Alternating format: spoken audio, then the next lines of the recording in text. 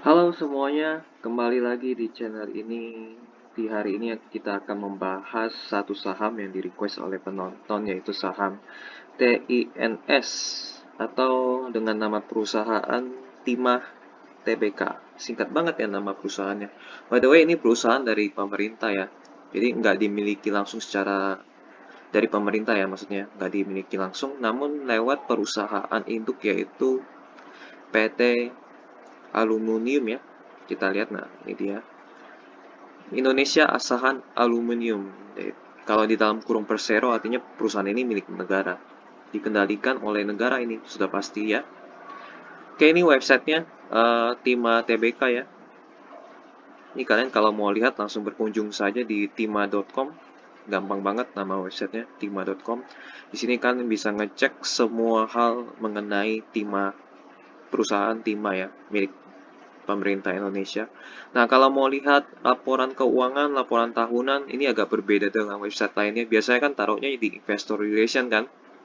Tapi kalau di website tima.com ini taruhnya di report. Nih, di sini annual report, financial report. Kalian mau lihat public information juga bisa di sini dan lain-lainnya kalian ngecek sendiri ya di tima.com. Nah, kita langsung ke halaman idx.co.id-nya, lihat profil singkatnya aja. Mereka IPO di tahun 95, mereka jualan timah ya, sesuai dengan perusahaannya ya, nama perusahaan lebih tepatnya.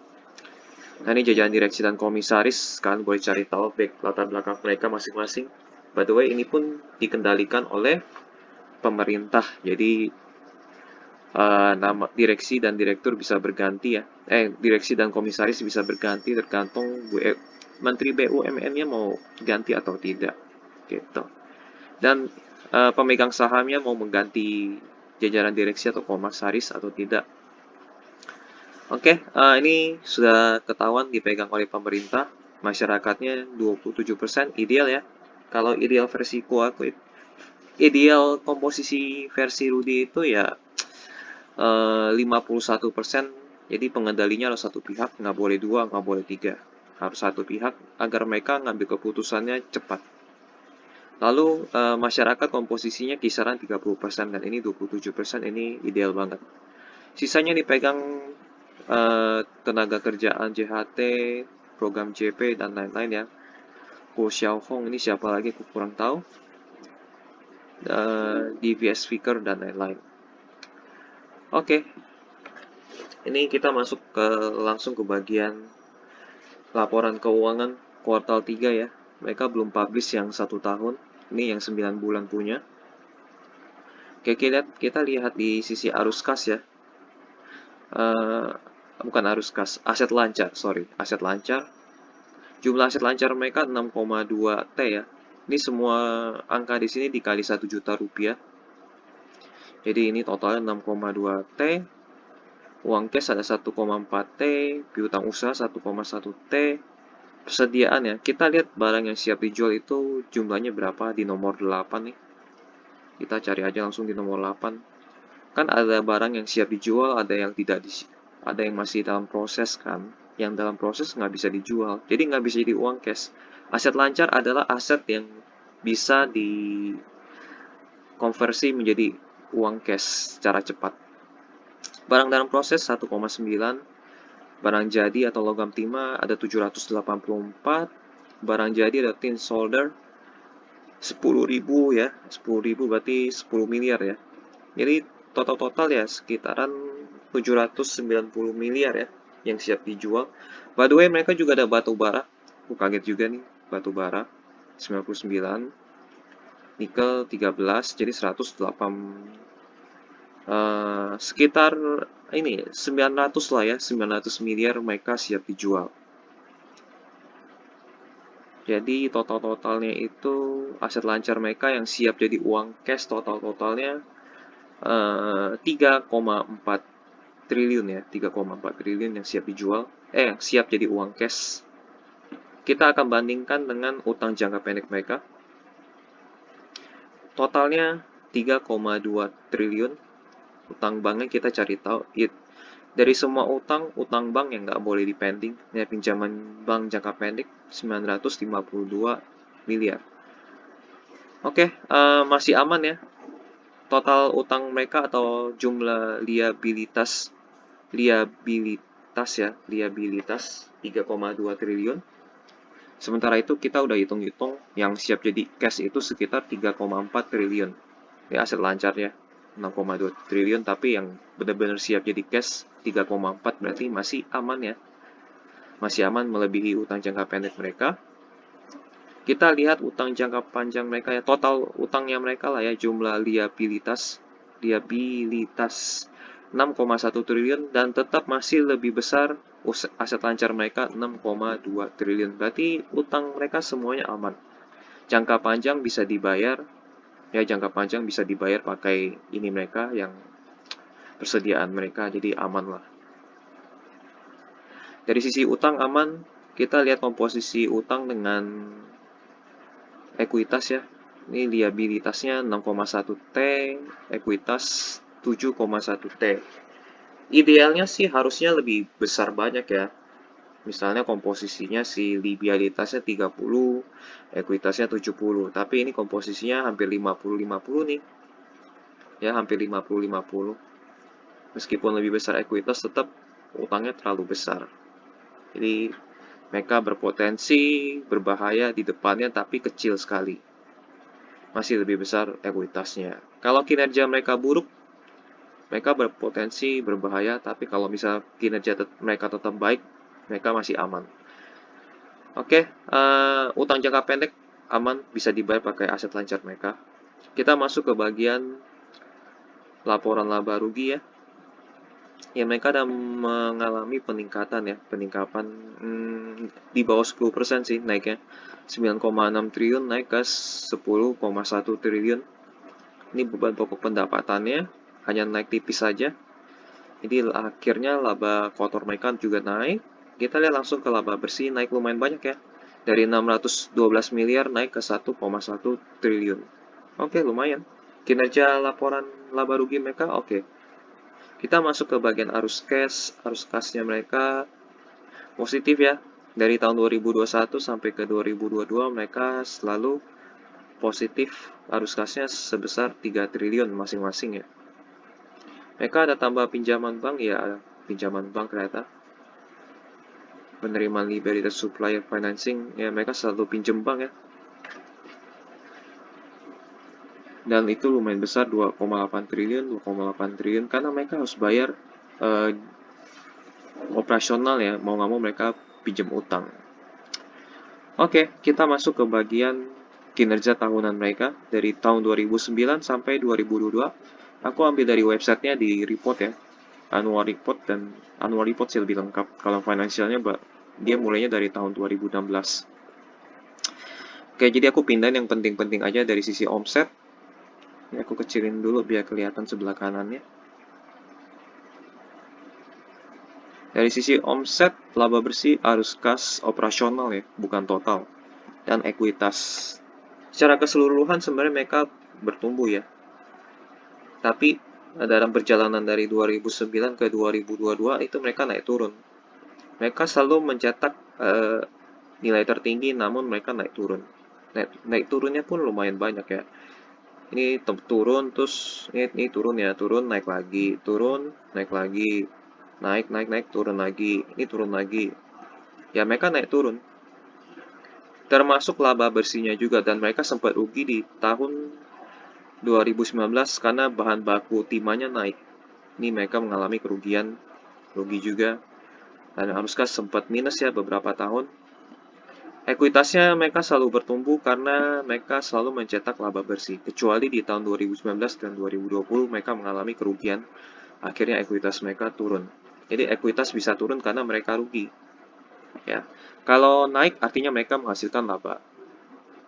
Kalau bagi dividennya terlalu besar, ini bisa mengurangi ekuitas juga. Jadi by the way, kalau kita beli saham itu sama dengan beli ekuitas bagi yang belum tahu ya. Jadi aku akan ulang-ulang terus. Kita beli saham sama dengan beli ekuitas. Karena di industri keuangan itu saham itu sering disebut equity. Makanya kalau kita di mungkin di Amerika atau di Inggris yang versi bahasa Inggris itu pasar saham itu sebutannya equity market. Jadi cara mau tahu agar kita investasinya selalu untung dalam jangka panjang, carilah yang ekuitasnya selalu naik setiap tahun. Itu dijamin harga sahamnya selalu naik kalau ekuitasnya naik setiap tahun. Ya. Nah, jadi simple banget. Jadi kalian cuma catat aja ekuitasnya dan laba bersihnya. Jadi yang bisa bikin ekuitas naik itu dari laba bersih. Laba bersihnya selalu naik setiap tahun, ini pasti ekuitasnya naik setiap tahun. Jadi simple banget untuk kalian yang mau investasi jangka panjang. Kalau investasi jangka pendek lebih susah ya. Tapi kalau mau gampang, investasi jangka panjang aja. Cukup ngelihat ekuitasnya naik setiap tahun. Nah, ekuitas naik setiap tahun dari mana? Dari laba bersih. Jadi, laba bersihnya harus naik setiap tahun juga. Dan omsetnya juga harus naik setiap tahun juga. Dari tiga ini, kalau naik setiap tahun, dijamin investasi jangka panjang itu. Bagi kalian itu pasti jadinya gampang banget. Dan tidak perlu susah-susah. Gitu. Oke, overall mereka kinerjanya biasa-biasa aja ya sebenarnya. Karena naik turun, naik turun, naik turun gitu kan. Bahkan sempat rugi, sempat arus kasnya minus. Dan ini juga bisa naik atau bisa turun, tergantung kuartal 4 nanti. Mereka kinerjanya memburuk atau malah membaik. Belum tentu, nah misalnya 2022 itu membaik, belum tentu 2003-nya membaik. Nah, jadi ini kelihatan lah dari pola masa lalu mereka ya, naik turun. Gitu.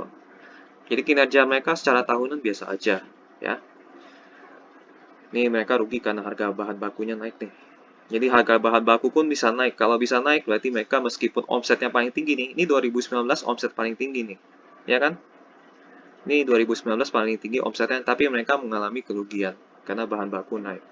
Nah, ini masalahnya di situ. So, jadi aku bilang biasa aja. Lalu dari harga TINS ya, TINS atau TIMA 1100 di harga yang paling terakhir, mereka menghasilkan PI ratio 5,36 kali dan PVBR 1,15 kali. Sementara itu dividen yield mereka 5,57%. Artinya valuasi mereka sebenarnya murah. Gitu. Ya, karena mungkin mereka harganya sudah jatuh lumayan banyak ya dari 2000-an kalau nggak salah. Jadi valuasi sekarang murah. By the way, murah belum tentu artinya saham itu bagus ya. Jadi murah hanya untuk kasih nilai bahwa saham ini memang murah, tapi belum tentu bagus. Gitu. Oke, next ke bagian presentasi mereka atau public expose, bahasa Indonesianya paparan publik sama aja ya. Mereka presentasinya di bulan September 2022. Kita lihat presentasi mereka, apa yang akan mereka presentasikan. Visi misi kita lewatin aja. Pokoknya yang profil sejarah kita lewatin, kita lebih ke sisi bisnisnya aja ya. Nah, ini pemerintah Republik Indonesia pegang Mind ID pegang Timah ya. Jadi nggak secara langsung, tapi lewat Mind ID ini. Pabriknya sekitar 35%. Terus mereka ada anak perusahaan ya, nih anak usaha mereka. Entitas anak. Oke, proses bisnis perseroan, kegiatan pertambangan yang terintegrasi dengan menerapkan good mining practice. Oke, ini kita lewatin aja ya, karena kita bukan. Tapi kalau kalian mau cari tahu prosesnya juga boleh, tapi aku lebih dari sisi keuangannya aja. Atau strategi mereka ke depan mau bagaimana cara agar omset mereka bisa tetap naik. Tapi aku rasa sih nggak bisa ya. Ini produknya mereka nih Timah. Jadi berbagai, pertama mereka tambang dulu. Tambangnya itu bisa dari darat, bisa dari laut. Nah, lalu ditransportasi, pemurnian, dan lain-lain. Ini produknya. Wilayah operasional mereka ini di Jawa ada, di Sumatera ada, di Kalimantan ada, Sulawesi ada. Sumber daya mineral timah naik turun ya. Sumber daya cadangan mineral timah makin lama makin turun loh. Ini cadangan mineral timah nih, makin lama makin turun. Jumlah luas WUP timah. Laut ada nih, laut ada, darat lebih banyak. Wilayah pemasaran logam timah perseroan, nah, mereka jualnya kemana aja. 94% mereka jualnya ekspor. Domestik hanya 6% aja. Mereka lebih banyak di Jepang, Korea Selatan, India, Singapura, China, Taiwan. Lebih banyak di Asia ya. Yang kedua itu di Eropa, yang paling kecil di Amerika. 390.000 ton total konsumsi logam timah global. Lebih banyak ke solder ya, tin chemical yang kedua, tin plate yang ketiga, sisanya ya yang lain. Oke, ini produksi dan konsumsi logam timah global. Ini yang warna biru muda produksi, yang konsumsi warna biru tua. Konsumsinya lebih tinggi daripada produksi, jadi artinya bagus ya. Lalu grafik merah ini ekspor dari PT Timah sendiri. Ini permintaannya sebenarnya selalu meningkat loh. Ini konsumsi ya, permintaan mereka selalu meningkat. Tapi produksinya selalu kalah. Dan ekspornya Timah ini naik turun juga ya, paling tinggi di 2019, tapi sayang mereka mengalami kerugian. Sayang banget, karena core Timahnya itu naik harganya. Lalu di sini mereka hanya mensuplai sedikit padahal permintaannya tinggi. Oke. Faktor pendorong utama kinerja semester 1, efisiensi di seluruh rantai bisnis, implementasi strategi keuangan, penurunan beban keuangan dengan pembayaran pinjaman bank jangka pendek, peningkatan kinerja anak usaha segmen pertimahan. Jadi ada anak usaha ya di luar segmen pertimahan. Kenaikan harga logam timah yang signifikan di pasar komoditas global. Oke. Ini hasil jadi mereka ya. Nah, produksi timah, logam timah selalu turun loh setiap tahun loh. Produksi biji timah pun turun, penjualan logam timah turun. Ini turun kan? Bener kan? Iya turun. Harga jual rata-rata justru naik. Secara volume memang mereka turun, tapi harga jual mereka naik hampir 2 kali lipat ya. Jadi itu yang menolong mereka meskipun volume penjualan mereka menurun. Pendapatan naik karena ketolong harga jual ini. Kalau misalnya harga jualnya turun, bagaimana dong? Ya akan mengikuti volume juga. Jadi mereka ada potensi kerugian ya. Hati-hati aja. Kalau misalnya harga ini jualnya turun, nggak tahu nih harga jualnya bisa turun apa naik. Ini bisa naik turun nih. Ini kan pernah di 18 tapi turun ke 17. Berarti mereka bisa potensi balik ke 17 atau 18. Kalau misalnya volume penjualan mereka segini, ya segini, dan harga timahnya turun segini, ya berarti offset mereka turun. Jadi harus hati-hati. Berarti nggak tetap mereka, fluktuatif banget ini mereka. Seperti tahun 2019 ya mereka mengalami kerugian. Jadi hati-hati aja. Cash flow operasi, pinjaman bank obligasi, ya ini kita lewatin aja. Pergerakan harga saham kita lewatin aja. Sosial lingkungan kita lewatin aja ya. Tanggung jawab sosial lingkungan kita lewatin aja. Nah ini rencana strategis perseroan. Ini yang kita pengen tahu. Apakah mereka mau terusin bisnis timah atau bagaimana atau gimana. Meningkatkan praktik penambangan yang terkendali untuk memastikan ketersediaan biji timah. Perusahaan telah melakukan praktik penambangan yang tepat berdasarkan ketersediaan cadangan darat sekitar 20.000 ton ya, dan cadangan laut 279 ton per Desember 2021. Oke, lumayan. Jadi mereka biar cadangan ini selalu tersedia, memperkuat penambangan darat dan laut. Eksplorasi telah dilakukan di darat dan di laut untuk mempertahankan umur penambangan. Sumber daya timah kami 900.000 ya ton dan cadangan timah 300.000 ton per Desember 2021. Memperbaiki tata kelola pertambangan timah dan tata niaga timah bersama pemerintah. Oke. Memperkuat eksplorasi di tambang dalam primer. Oke. Meningkatkan kontribusi dari produk hilir timah. Jadi produk hilir seperti tin solder dan tin chemical akan dikembangkan lebih luas untuk memberikan kontribusi pendapatan yang lebih besar bagi peserta. Nah ini yang lebih bagus. Nah ini strategi yang aku cari ya. Jadi mereka jangan jual mentah atau setengah jadi mereka jual produk hilir timah yang hampir mendekati produk akhir itu lebih bagus lagi. Agar omset mereka tidak tergantung dari yang ini tadi, pergerakan harga tadi nih. Yang ini nih, gerakan harga rata-rata metrik ton, harga timah lah ya. Jadi mereka nggak tergantung di situ. Jadi kalau mereka jual produk hilir yang paling akhir itu lebih bagus lagi. Aluminium kan setengah jadi ya, gitu. Ya kalau bisa mereka jual aluminium juga.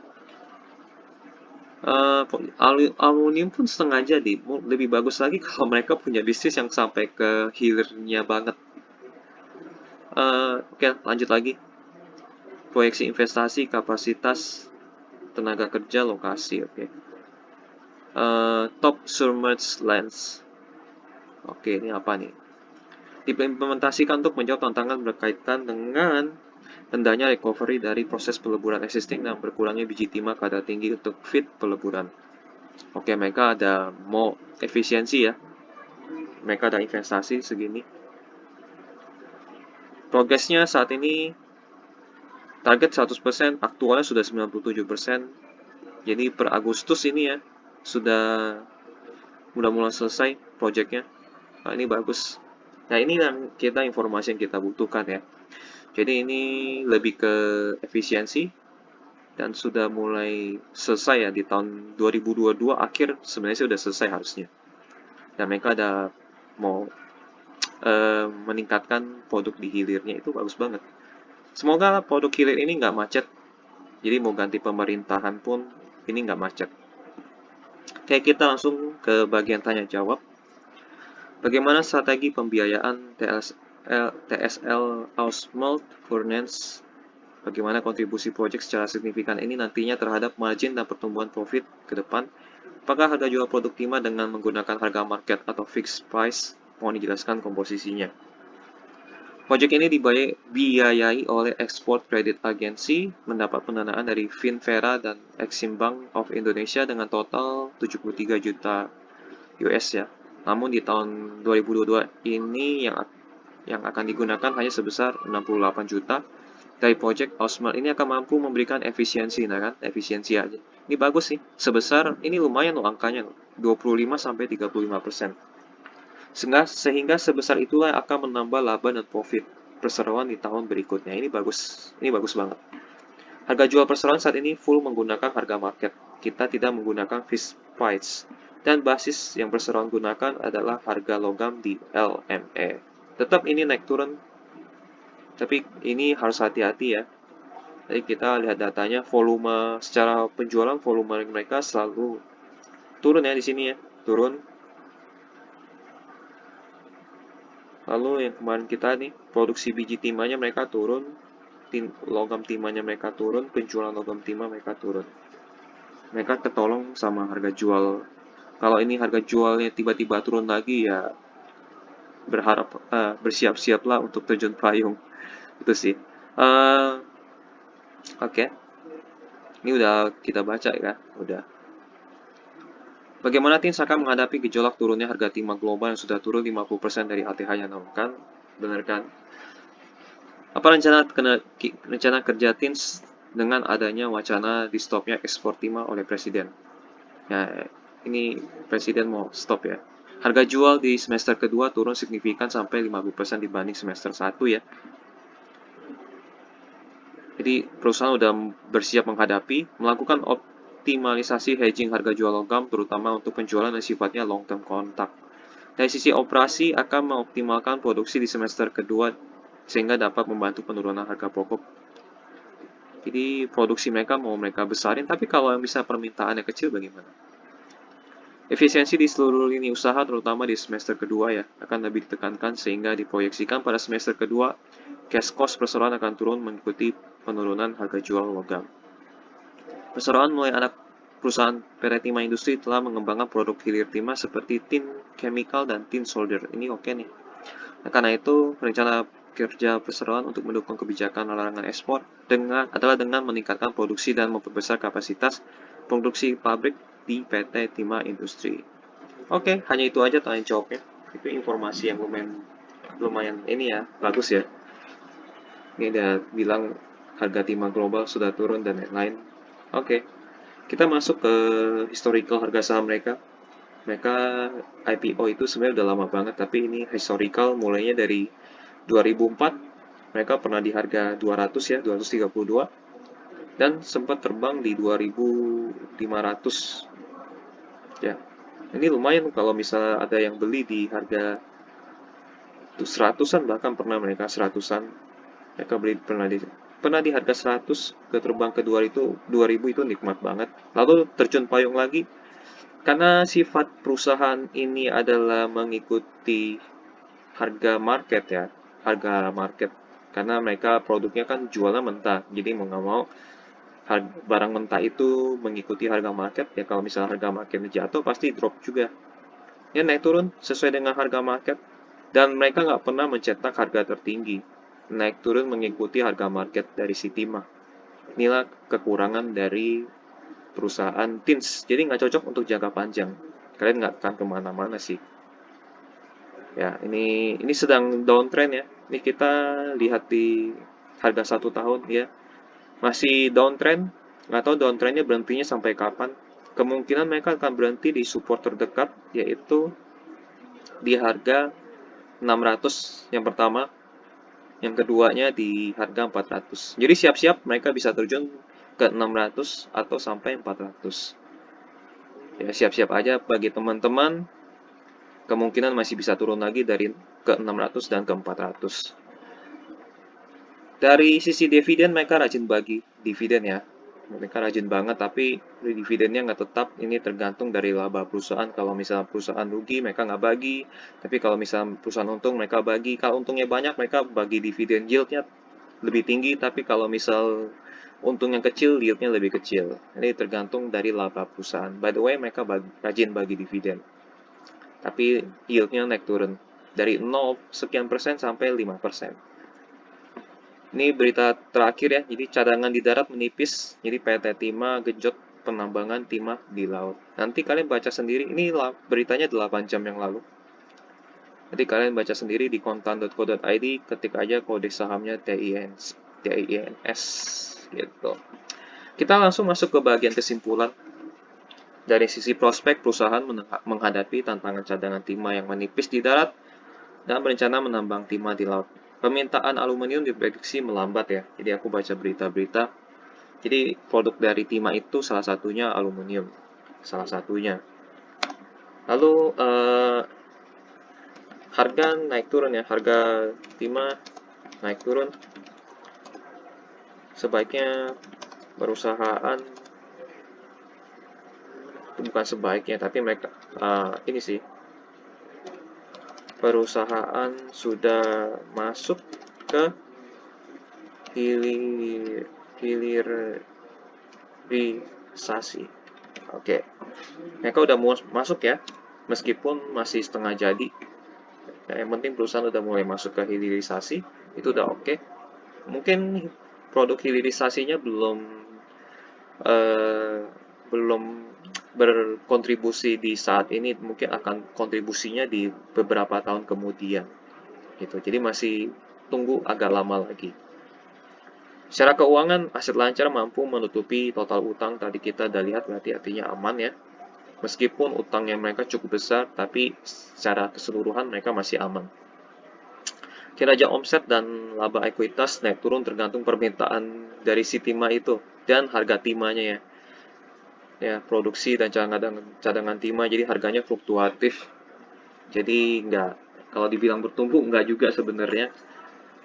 Jadi kalau dibilang bertumbuh nggak juga ya, meskipun mencetak laba tertinggi, ekuitas tertinggi, tetap itu kinerja mereka naik turun. Valuasi mereka murah, rajin bagi dividen, yield bervariasi dari 1-6%. Nah, investasi, nah sebelum kita masuk ke kesimpulan layak atau tidak, ini ada space untuk iklan bagi penonton ya. Kalau penonton mau pasang iklan, pasang aja di sini. Nanti bisa dikasih tahu ke penonton-penonton, dikasih lihat ya ke penonton-penonton kalau yang mau jualan produk dan lain-lainnya. Kalau mau kontak ke Instagram Rudy Hiskia aja ya, gitu. Oke, like investasi untuk jangka panjang tidak, karena secara chart sedang downtrend. Kita udah lihat sendiri chart mereka secara, ya ini sedang downtrend ya, masih bisa turun lagi. Kalau kalian beli sekarang, kalian bisa minus lumayan parah sih. Dan harga saham selama belasan tahun tidak pernah mencetak harga tertinggi. Belasan tahun ini maksimal. Ini belasan tahun begini-gini aja, naik turun Ini ngikutin harga timah secara global atau market. Jadi bener-bener nggak cocok untuk investasi jangka panjang. Dividen pun naik turun. Kadang 0%, kadang 1%. Jadi bener-bener nggak cocok. Untuk jangka pendek, sebagian nunggu momen laporan keuangan kuartal 1 2023 dipublish ya. Jika omset dan labanya naik, nah kemungkinan karena valuasinya masih murah, masih murah dan dividen yieldnya tinggi, kalau misalnya laporan keuangan kuartal satunya bagus, ini bisa naik lagi nih. Mereka sempat drop, bisa naik lagi. Jadi ditunggu aja nih, kuartal 1 2023-nya dipublish. Itu mungkin sekitar 30 April ya. Antara 30 April atau 31 Mei, antara dua itu sih. Jadi kalau omsetnya naik dan labanya naik, boleh masuk dengan modal yang sedikit. Tapi jika omset dan labanya turun, sebaiknya hindari. Mereka akan meneruskan downtrend yang lumayan dalam ya. Seperti aku bilang, ini kita pakai chart 1 tahun aja, 5 tahun ya. Mereka bisa ke 600 atau bahkan ke 400. Jadi hati-hati. Oke, gitu aja analisaku tentang TINS atau TINS atau Timah TBK. Jika ada informasi yang salah atau informasi yang kurang, kalian boleh koreksi dan tambahkan di kolom komentar. Lalu kalau misalnya mau request saham lain, tulis aja di kolom komentar juga. Oke, sampai jumpa di video analisa lainnya. Bye-bye.